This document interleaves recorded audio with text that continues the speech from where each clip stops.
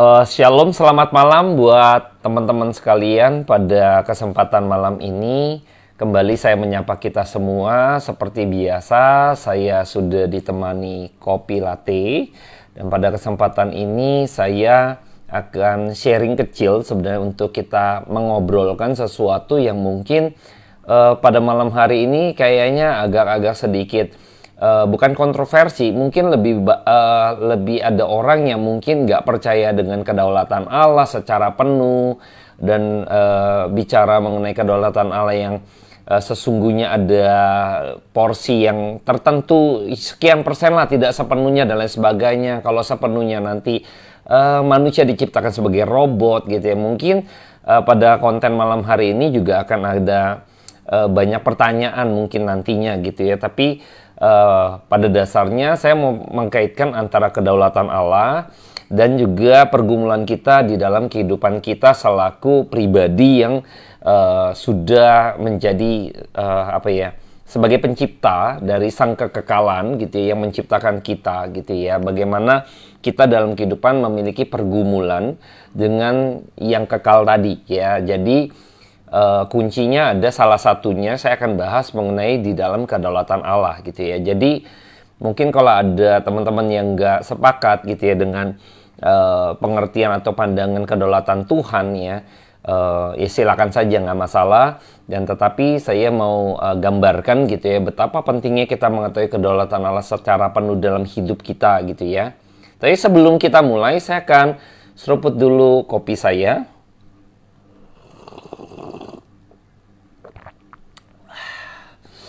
Di awal tadi saya bilang mungkin tidak biasa pada malam hari ini. Saya akan menyampaikan lebih kepada ngobrol gitu ya, ngobrol pintar mungkin ya, ngobrol pintar yang saya akan angkat satu tema mengenai kedaulatan Allah dan saya akan menghubungkan dengan pergumulan kita secara pribadi sebagai manusia yang diciptakan oleh Allah tadi gitu ya. Dan bagaimana kita dalam kehidupan harus memiliki pergumulan sebagai hubungan yang sudah diberikan oleh Allah kepada kita melalui Kristus yang berelasi gitu ya. Harusnya kita memiliki sebuah pergumulan yang benar-benar terhubung atau terrelasi dengan Allah gitu ya. Dan pada kesempatan malam hari ini sebelum kita berbicara, saya mengangkat tema materi ini, saya akan berdoa terlebih dahulu buat setiap kita. Bapa dalam surga, terima kasih buat malam hari ini karena kebesaran daripada Tuhan saja kesempatan malam hari ini boleh ada buat kami. Kami berdoa menyerahkan waktu ke depan ke dalam tangan Tuhan, kiranya Tuhan juga memberkati agar kiranya waktu-waktu ke depan penuh dengan rahmat yang daripada Allah saja.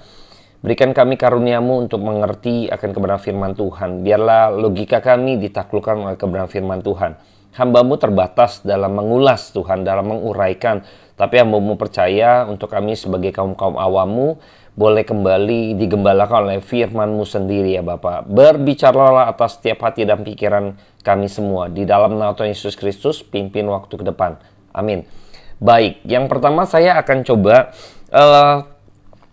kita coba berpikir gitu ya, dan kita mungkin semua sepakat gitu ya bahwa kita memiliki Allah dan Allah itu maha tahu ya, maha tahu, dan dia adalah Allah yang maha kuasa ya, maha kuasa. Dia menciptakan langit dan bumi dan seluruh segala isinya, dan kita tahu bahwa dia adalah Allah yang memiliki kedaulatan ya dalam kehidupan ini ya. Dari ciptaannya kita sudah mengetahui dia begitu luar biasa dan dia juga menentukan segala sesuatunya. Misalnya kalau dalam Alkitab mungkin saya nggak terlalu banyak buka-buka Alkitab pada malam hari ini, tapi teman-teman nanti bisa cek bagaimana garis-garis air laut gitu ya di dalam pantai gitu ya, itu sudah Tuhan gariskan bahwa dia akan batasnya sudah ditentukan oleh Tuhan. Jadi kalau kita lihat di pantai itu ada air terus turun lagi ya, air ombak berderu terus turun lagi. Nah itu tanda-tanda itu, jejak-jejak itu batas yang sudah ditentukan oleh Tuhan, ya, tentukan oleh Tuhan. Dan ketika misalnya tsunami ya terjadi, nah itu karena Tuhan yang izinkan. Jadi kalau Tuhan tidak perintahkan, maka gelombang atau air laut itu tidak akan melewati batasannya, ya, tidak akan melewati batasannya. Dan banyak hal lagi yang kita lihat bahwa di Alkitab bahwa burung aja gitu ya, kalau misalnya Tuhan nggak tentukan jatuh, dia nggak jatuh. Bahkan rambut kita di kepala kalau Tuhan tidak izinkan jatuh gitu ya, itu nggak jatuh gitu ya. Jadi saya melihat bahwa ada segala sesuatu dalam kehidupan ini Tuhan begitu menata dan turut campur atau ada intervensi daripada Tuhan ya. Tetapi hal ini seringkali banyak yang akhirnya tidak menerima bahwa karena kalau demikian Tuhan berdaulat gitu ya. Ya berarti manusia diciptakan sebagai robot ya, sebagai robot ya. Jadi ada orang memiliki pemikiran demikian, tapi kita harus menyerah kepada logika kita, menyerah kepada kebenaran firman Tuhan. Kita harus sepakati dulu bahwa Tuhan itu memiliki kuasa dan dia memiliki kedaulatan ya. Karena semua ciptaannya tunduk kepada dia. Karena dialah sang firman, dia menyatakan jadilah. Berfirmanlah maka jadilah, berfirman jadi, berfirman jadi. Maka itu segala sesuatu kita tahu bahwa di bawah kekuasaan Allah dan kedaulatan Allah ya. Bagaimana dengan kehidupan? Ada orang yang mungkin berpikir bahwa oke, Tuhan memiliki kedaulatan tetapi tidak sepenuhnya memiliki kedaulatan ya. Nah, ini juga dalil ini akan patah gitu ya. Tidak sepenuhnya memiliki kedaulatan. Kalau Tuhan tidak memiliki kedaulatan secara penuh, apakah dia layak disebut Tuhan? Jikalau Tuhan ya tidak memiliki kedaulatan secara penuh, ya. Nah, ini kan juga akhirnya mikir lagi gitu kan, apakah itu yang dinamakan Tuhan kalau Tuhan tidak memiliki kedaulatan penuh atas kehidupan termasuk manusia gitu ya. Nah, hal ini kalau misal orang yang berdaulat penuh juga diserang lagi. Orang yang percaya bahwa Tuhan memiliki kedaulatan penuh diserang. Diserangnya apa? Kalau gitu manusia diciptakan robot. Nah, ini kan pemikiran yang akhirnya kita nggak mau tunduk pada kebenaran. Dan kita merasa bahwa, oh kalau gitu saya ini robot, maka saya diam aja gitu kan. Berarti Tuhan udah set semuanya. Maka saya jalankan kehidupan saya, ya biarin aja gitu kan. Biarin nentukan Tuhan aja. Tuhan maunya apa misalnya gitu ya. Nah, kita jadi seperti melawan Tuhan, dan ini sesuatu yang buruk gitu ya. Yang buruk, karena kita mencoba melawan Tuhan dengan cara, oke, kalau Tuhan berdaulat penuh, berarti kan saya robot. Ya udah, saya diam saja. Lalu kita, ya udah tahu Tuhan udah ciptakan, lalu menyerah pada nasib, kan Tuhan sudah setting. Kan ini pemikiran-pemikiran yang akhirnya hadir dalam titik-titik ekstrim ya, yang mungkin pada malam harinya saya coba, mengupas, coba membuka, membedah kembali cara berpikir kita mungkin yang salah ya.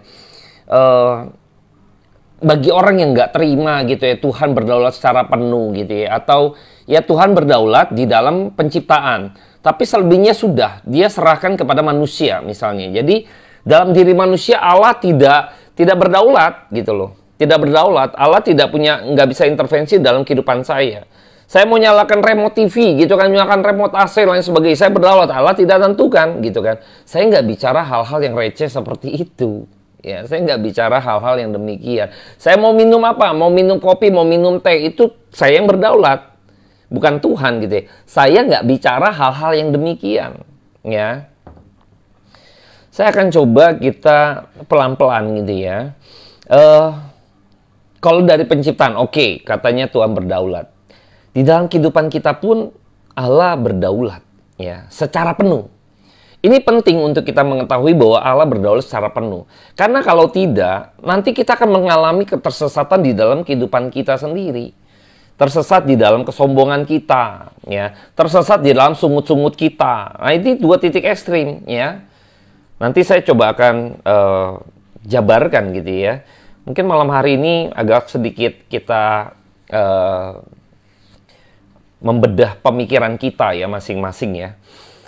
Oke, yang pertama ketika misalnya Tuhan ini berdaulat lalu manusia jadikan robot. Enggak, ini sama sekali tidak. Saya akan jelaskan dulu, ada 3 titik poin paling tidak kalau kita memahami kedaulatan Tuhan.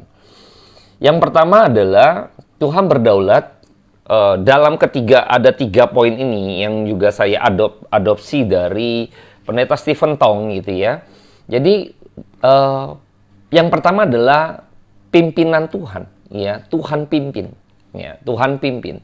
Jadi ketika dalam kehidupan kita, perjalanan hidup kita, saya ambil contoh misalnya bangsa Israel gitu ya. Bangsa Israel itu dipimpin melalui Musa gitu ya. Tuhan pimpin melalui Musa, lalu bangsa Israel ingin diselamatkan, lalu dengan caranya Tuhan menurunkan tulah dari tulah 1 sampai 10, lalu menyeberang laut Teberau, lalu bagaimana Tuhan melepaskan bangsa Israel dari genggaman tangan Firaun gitu ya. Ini bagaimana Tuhan pimpin mereka melihat jelas bagaimana perkara-perkara yang terjadi di tanah Mesir. Mereka bisa melihat bahwa Allah memimpin hidup mereka lewat tiang api, tiang awan. Ini jelas bagaimana Allah memimpin mereka. Nah, Allah berdaulat atas umatnya. Maka ketika manusia, orang-orang Israel ini, bangsa Israel ini, orang-orang Yahudi akhirnya mengikuti pada pimpinan Tuhan karena ada kedaulatan Allah, menetapkan mereka untuk dilepaskan, lalu mereka masuk dalam pimpinan Tuhan. Ini mungkin kita bisa melihat ya, di dalam perjalanan bangsa Israel keluar daripada Mesir. Bagaimana Tuhan pimpin. Banyak lagi cerita yang kita lihat bagaimana pimpinan daripada Tuhan. Ya, banyak hal gitu ya. Nah, nanti kita masuk cerita Yusuf misalnya. Bagaimana Tuhan pimpin, dia harus dijual sampai akhirnya di hujung. Ternyata Tuhan punya rencana besar. Tuhan pimpin, emang dia harus dibuang ke Mesir terlebih dahulu untuk ternyata ada rencana besar Allah, yaitu supaya menjaga kehidupan bangsa Israel. Karena bangsa Israel waktu kelaparan datang ke Mesir, dan Mesir itu dipimpin oleh seorang Yusuf. Yusuf itu untuk menjaga yang tadi, bangsa yang besar. Makanya Tuhan lempar dia ke sana dulu. Ini bagaimana rangkaian yang terjadi dalam kehidupan Yusuf. Tuhan pimpin di dalam kedaulatan Tuhan. Ya, di dalam kedaulatan Tuhan ya. Yang kedua adalah ketika Tuhan mengizinkan, ya, mengizinkan sesuatu terjadi gitu kan, mengizinkan misalnya entah baik atau buruk gitu ya, mengizinkan gitu loh. Nah, di dalam kehidupan kita juga kadang Tuhan mengizinkan untuk kita misalnya menikmati kelimpahan. Tuhan izinkan juga di mana masa-masa sulit gitu. Tuhan izinkan, sama seperti pada waktu zaman Yusuf, di mana ada 7 tahun kelimpahan, ada 7 tahun kelaparan, di mana Tuhan izinkan ini terjadi, ya. Dan Tuhan izinkan bagaimana Yusuf akhirnya dijual gitu ya. Akhirnya harus ke Mesir terlebih dahulu. Ada satu rangkaian yang besar dari rencana besar Allah yang boleh dinyatakan ya di dalam kehidupan kita, dan Tuhan izinkan itu dalam kedaulatan Tuhan. Ya, jadi jangan berpikir bahwa Tuhan tidak berdaulat penuh. Nah, nanti saya akan kaitkan dengan pergumulan kita tuh ya. Kita lihat lagi, ambil contoh dari Ayub. Ayub juga saya akan kutip saja gitu ya.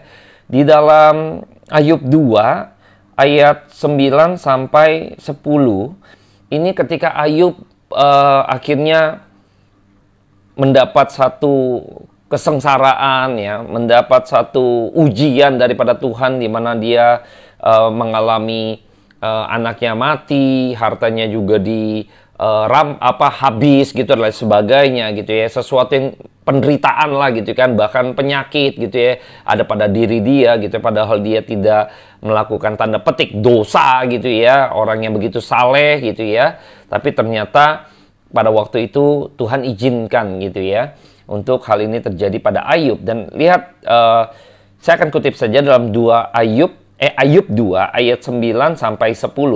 Maka berkatalah istrinya kepadanya, masih bertekunkah engkau dalam kesalehanmu? Kutukilah Allahmu dan matilah. Tetapi jawab Ayub kepadanya, engkau berbicara seperti perempuan gila. Apakah kita mau menerima yang baik dari Allah tetapi tidak mau menerima yang buruk? Dalam kesemuanya itu Ayub tidak berbuat dosa dengan bibirnya. Ini Ayub dari perkataan statementnya, saya ulang lagi. Apakah kita mau menerima yang baik dari Allah, ya, tetapi tidak mau menerima yang buruk? Nah, kita percaya, berarti Ayub percaya akan kedaulatan Allah secara penuh. Baik secara sesuatu yang baik, loh, bayangkan ya.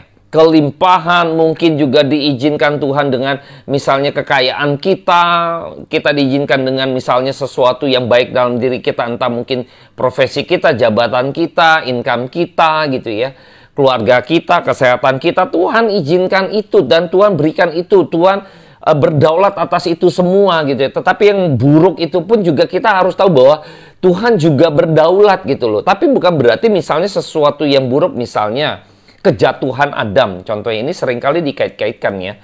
Contoh kejadian Adam jatuh atau Hawa jatuh dalam dosa. Kalau Allah berdaulat misalnya, maka ketika tindakan Adam atau Hawa jatuh dalam dosa, berarti kalau emang Allah berdaulat, maka Allah menjadi aktor dari rencana kejatuhan manusia. Berarti Allah jahat. Nah, ini pemikiran yang jahat justru. Ini pemikiran jahat. Jadi nyalahkan Tuhan. Sama seperti waktu Adam jatuh dalam dosa, nyalain Tuhan. Ya. Pemikiran ini justru pemikiran manusia yang sudah berdosa, yang jahat, nyalain Tuhan. Ya. Tuhan izinkan. Itu dalam kedaulatan Tuhan. Tapi waktu Tuhan izinkan bukan berarti Tuhan intervensi gitu loh. Tuhan terlibat di dalam kejatuhan itu. Kok bisa gitu kan? Kan bisa juga Tuhan langsung hentikan dan lain sebagainya. Nah, justru kalau Tuhan hentikan dan lain sebagainya, Anda bilang robot lagi gitu kan? Tuhan berikan kebebasan pada waktu zaman Adam dan Hawa, kebebasan untuk, ya kan? Untuk memilih yang baik dan yang benar, untuk milih taat atau berontak. Ini bukan robot menunjukkan. Tetapi di balik itu Tuhan izinkan dan masuk di dalam, izinkan itu pun dalam kedaulatan Tuhan. Ya. Tapi waktu diizinkan Tuhan bukan berarti Tuhan terlibat di dalam sesuatu yang jahat tadi gitu loh. Kita tahu Ayub ya. Iblis minta izin. Iblis minta izin. Ketika Tuhan menguji Ayub, setan minta izin untuk mendompleng, bayangkan ya, untuk mencobai. Ketika Tuhan uji, nah ini iblis mendompleng, mencobai ya. Iblis nggak pernah menguji, iblis mencobai ya. Jadi kedagingan itu mencobai ya. Jadi ketika itu kita tahu bahwa Allah mengizinkan waktu hal yang terjadi baik maupun yang buruk, Tuhan juga bisa izinkan, juga bisa Tuhan pimpin. Pada waktu bangsa Israel masuk ke dalam tanah Kanaan gitu ya, waktu dalam kepemimpinan Yosua masuk dalam tanah perjanjian, itu dalam pimpinan Tuhan masuk dalam kelimpahan. Ya.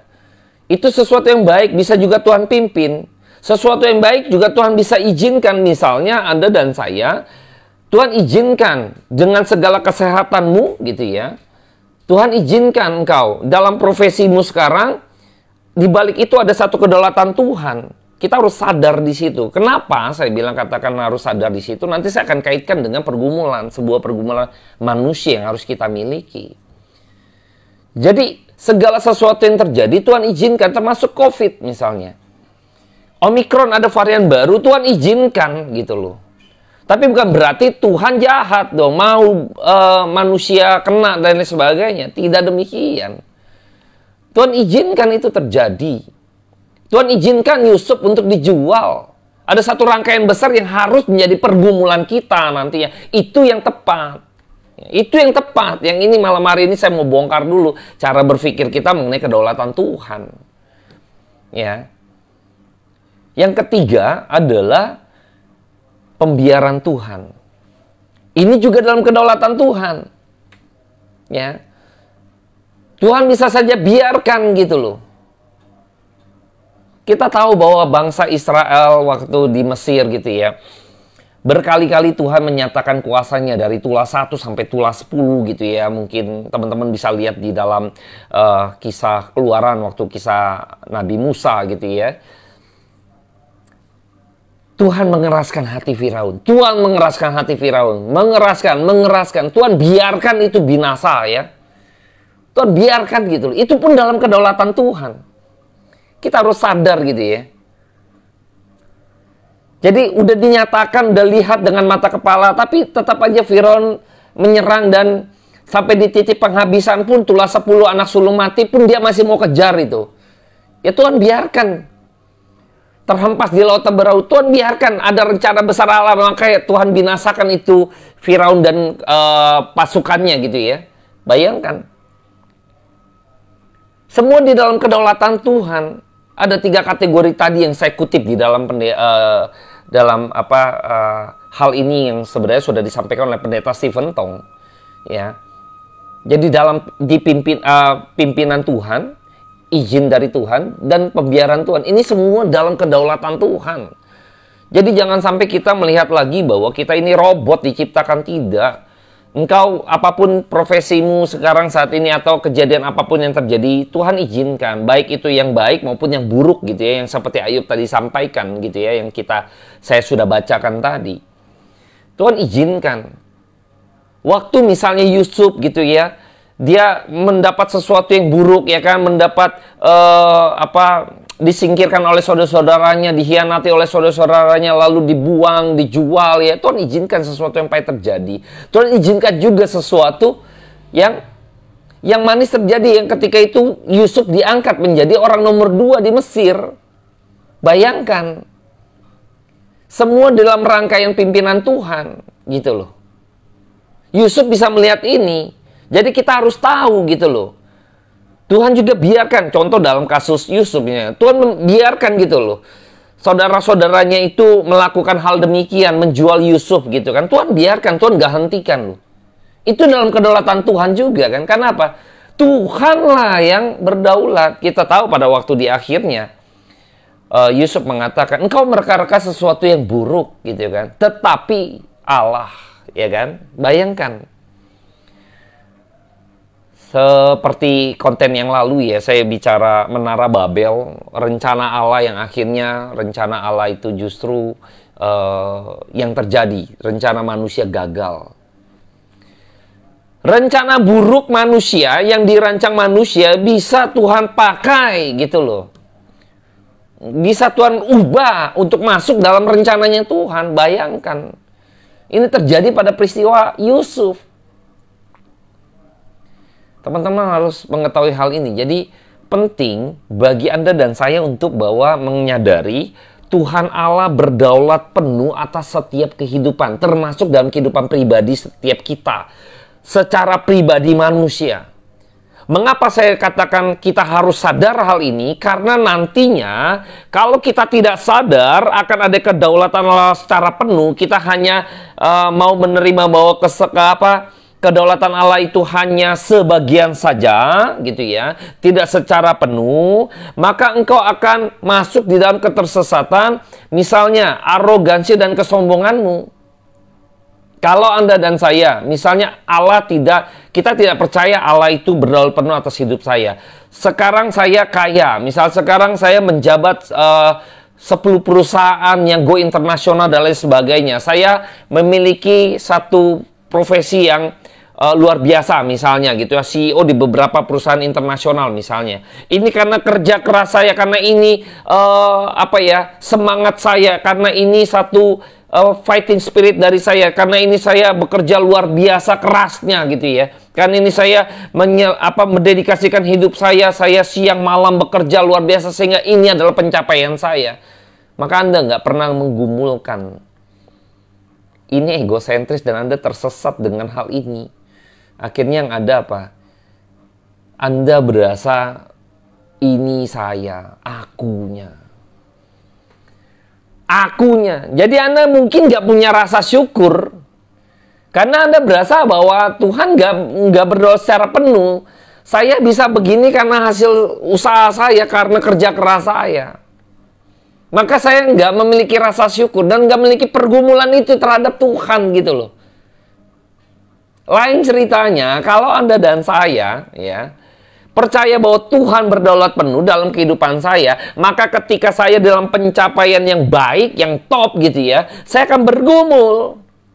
Satu, bersyukur di hadapan Tuhan. Kedua, Tuhan mau apa untuk saya kerjakan, karena saya tahu ini semua daripada Tuhan. Apa maksud Tuhan? Anda nggak tersesat. Sama seperti Yusuf ketika dia mengetahui dia kenapa akhirnya harus di Mesir dan segala sesuatu yang terjadi ketika dia menjadi orang nomor 2 dan dia tahu apa maksud Tuhan untuk menjaga kehidupan dari bangsa Israel. Bayangkan ya, kelaparan. justru dia bisa melihat Tuhan mau apa. Ini ada satu pergumulan. Ini ada pergumulan yang akhirnya kita, inilah orang-orang percaya, kita harus menyadari. Kalau nggak mungkin. Nah, ini nggak tersesat kita. Jadi ketika dalam kelimpahan, dalam satu keadaan yang baik, kita bergumul segala macam, dan kita tidak tersesat di dalam kehidupan kita berlimpah tadi. Tapi kalau kita tidak memiliki pengertian bahwa Tuhan adalah orang pribadi yang berdaulat penuh atas hidup saya, atas pencapaian saya dan sebagainya, maka kita tersesat atas hidup kita. Maka kita nggak pernah punya rasa syukur dan tidak menggumuli segala sesuatunya. Dan kita tersesat dalam kehidupan kita sesungguhnya. Kita ingin seperti Allah. Wah, ini kita sedang menantang Tuhan. Ya, ini sama seperti kita sedang menantang Tuhan. Dan ini sesuatu yang harus kita coba pikir baik-baik ya, mengkaji ulang gitu ya. Titik ekstrim lainnya adalah ketika sesuatu yang buruk terjadi. Kalau kita, ya, segala sesuatu yang buruk terjadi, kita bisa juga akhirnya bersungut-sungut, nyalain nasib, nyalain keadaan, ya, nyalain keadaan. Dia bisa ya. Jadi kadang orang, karena ini malah bicara kalau orang percaya kedaulatan Tuhan yang secara penuh ya. Pas titik ekstrim ini, waduh, karena Tuhan sih saya jadi begini. Karena Tuhan sih, ya saya nasib jalanin gitu kan. Tuhan gak kasih rezeki, Tuhan gak kasih kesempatan. Seringkali kita, ini yang titik ekstrim juga ya, orang yang percaya kedaulatan Tuhan secara penuh, lalu dia santai-santai. Ini sebenarnya bukan orang yang percaya kedaulatan Allah penuh, bukan. Ini orang yang males mencoba memakai satu dalil, sepertinya rohani, sebenarnya dia males. Ya, ini orang yang males. Tuhan mengatakan gitu ya, orang malas itu nggak usah makan. Ya. Tapi jikalau engkau bekerja keras gitu ya. Seperti Ayub ya, sesuatu yang buruk kok kayaknya saya nggak ada salah, Tuhan mau apa segala macam gitu ya. Kalau kita benar ya, akhirnya kita tidak bersungut-sungut, tapi kita berdoa, kita introspeksi diri. Kalau kita nggak ada salah segala macam, Tuhan mau apa? Selalu berorientasi, Tuhan mau apa? Itu yang benar, yang sungguh. Atau kita berintrospeksi, ada yang salah dalam diri saya. Apa itu? Ya, harusnya demikian. Jangan sampai tersesat lagi gitu ya. Yang akhirnya kita kalau misalnya yang tidak percaya Tuhan berdaulat penuh, lalu sesuatu yang buruk terjadi, mereka juga akan frustasi, mereka akan ya paling parahnya gitu sampai mengorbankan diri mereka, menyiksa diri mereka, bahkan mungkin bunuh diri karena nggak ada pengharapan. Ya, nggak ada pengharapan. Ini orang yang akhirnya ya ini juga sama ya, menantang Tuhan. Bunuh diri itu menantang Tuhan. Tuhan yang menentukan mati setiap orang gitu ya. Dia mau, dia yang tentukan matinya dia. Nah, ini kan menantang Tuhan. Ini orang yang menantang Tuhan ya. Makanya saya berharap kita tuh bongkar cara berpikir kita mengenai Allah yang berdaulat tadi. Kita harus benar-benar meletakkan dalam kehidupan kita nih, mindset kita pun juga iman kita, bahwa segala sesuatu yang terjadi, Allah berdaulat penuh atas hidup saya. Maka saya harus, nah ini yang penting, saya harus memiliki pergumulan dalam hidup ini karena Allah berdaulat atas hidup saya. Sehingga Anda dan saya tidak tersesat dalam keadaan apapun, dalam keadaan kelimpahan atau dalam keadaan baik, dan dalam keadaan penderitaan ataupun kesusahan atau kesulitan pun kita tidak melawan Tuhan. Kita on the track. Karena apa? Terkoneksi, karena ada pergumulan, terkoneksi dengan Sang Sumber hidup, terkoneksi dengan Sang Sumber firman, terkoneksi dengan sumber firman itu sendiri, Sang Firman itu sendiri, terkoneksi dengan Allah yang berdaulat itu tadi. Karena kita sadar Dia berdaulat. Ini yang membuat Anda dan saya akan dalam menjalankan kehidupan kita akan terus bergumul. Jadi waktu hidup penuh ada pergumulan, ini yang namanya hidup yang sesungguhnya. Hidup yang tidak ada pergumulan, yang pergumulannya orientasi diri gitu ya. Yang maksud saya yang tidak terkait dengan Allah gitu ya, dengan Sang Pencipta, dengan Sang yang kekal itu gitu ya. Nah, kita nggak memiliki hidup yang benar-benar hidup gitu loh. Hidup yang ya udah hidup di sini saja gitu loh. Kita nggak pernah memikirkan gitu loh, apa maunya Tuhan, apa kehendaknya Tuhan. Ingat pada waktu Tuhan Yesus ada di dalam dunia ini, dia selalu bergumul, apa mau Tuhan, apa yang Tuhan kehendaki, Allah Bapa kehendaki dia lakukan. Terus bergumul sampai akhirnya mati di atas kayu salib sebagai penyerahan total. Ya, hidupnya bergumul sepanjang hidupnya. Ada dan saya pun sepanjang hidup kita, setiap kita yang percaya kepada Kristus, sudah seharusnya kita memiliki pergumulan yang berkaitan dengan kekekalan, yaitu kehendak Tuhan. Mengapa banyak orang-orang Kristen yang akhirnya hidupnya bahkan tidak memiliki pergumulan yang serius gitu ya dalam hidupnya? Mungkin rasa syukur ada karena diajarin di gereja gitu ya. Tapi sesungguhnya dia nggak menggumuli. Kalau Tuhan berikan saya jabatan misalnya sebagai apa gitu ya, Tuhan mau apa gitu ya. Tuhan berikan saya kelimpahan ini, Tuhan mau apa untuk saya perbuat dengan harta saya misalnya ya. Apapun itu gitu ya. Dia nggak memiliki pergumulan yang seserius itu. Punya rasa syukur saja. Nah ini banyak orang Kristen kehilangan karena dia nggak tahu gitu loh. Kedaulatan Tuhan, bahwa apa yang mereka hasilkan itu ada maksud Tuhan. Sama seperti Yusuf. Nggak serta-merta dia menjadi orang nomor 2 di Mesir gitu kan. Dia gumulkan apa maksud Tuhan. Akhirnya dia mengeluarkan satu statement yang tadi yang sudah saya sampaikan di awal tadi. Yuk, mari kita sama-sama sadar bahwa Allah kita adalah Allah yang berdaulat penuh. Yuk, mari kita memiliki pergumulan yang serius. Karena Dia Allah yang berdaulat penuh, maka kita sebagai pribadi yang sudah dipersatukan di dalam Kristus, yang sudah dihubungkan kembali, mari kita memiliki pergumulan yang serius tentang apa yang ada pada kita. Entah harta kita, jabatan kita, kesehatan kita, kepintaran kita, ya, karunia kita, talenta kita, banyak lagi. Anda bisa sebutkan terus apa yang Tuhan mau untuk kita kerjakan. Karena malam hari ini teman-teman boleh bergumul untuk yang serius gitu ya, untuk apa yang sudah Tuhan berikan, baik dalam keadaan baik maupun keadaan buruk, sehingga kita tidak lost contact terhadap sang kehidupan, sumber hidup ya. Jadi saya akan tutup pada malam hari ini, saya akan berdoa buat setiap kita. Bapa dalam surga, terima kasih buat kuasa daripada kebenaran firman Tuhan malam hari ini. Buat hamba-Mu ini Tuhan, kiranya Tuhan pakai. Juga buat teman-teman Tuhan, agar kami boleh senantiasa selalu memiliki pergumulan yang serius dalam hidup ini. Karena kami sadar bahwa Engkau Allah yang kekal, Engkau Allah yang berdaulat atas hidup kami, dan segala sesuatu yang punya rencana dan maksud Tuhan. Ajar kami untuk mengetahui, mencari maksud dan kehendak Tuhan dalam kehidupan kami pribadi, lepas pribadi. Hamba serahkan semua ke dalam tangan Tuhan, kiranya Tuhan memberkati setiap kami. Amin.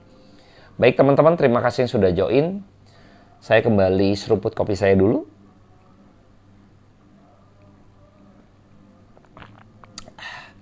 Jadi teman-teman mungkin ada yang tidak setuju gitu ya dengan pernyataan-pernyataan tadi. Ya silakan saja, teman-teman bisa gumulkan sendiri, dan teman-teman juga boleh, saran saya kita harus menyerah kepada logika berpikir Alkitab ya. Logika kita harus tunduk pada kebenaran firman Tuhan ya. Jadi jangan sampai kita akhirnya menantang Tuhan karena kita memiliki pendirian sendiri dan pengertian sendiri yang terbatas gitu ya. Jadi jangan sampai kita keraskan hati kita, percaya bahwa firman Tuhan itu akan terus membukakan bagi setiap kita. Kalau kita coba cooling down pemikiran kita dan kita serahkan pengertian kita yang terbatas ini kepada kebenaran firman Tuhan, pemahaman kepada firman Tuhan, percaya deh Tuhan akan bukakan perlahan demi perlahan. Mungkin saya terbatas di dalam menyampaikan kebenaran pada malam hari ini, tetapi firman Tuhan yang hidup itu akan terus memberikan satu iluminasi buat setiap kita. Kiranya Tuhan Yesus memberkati.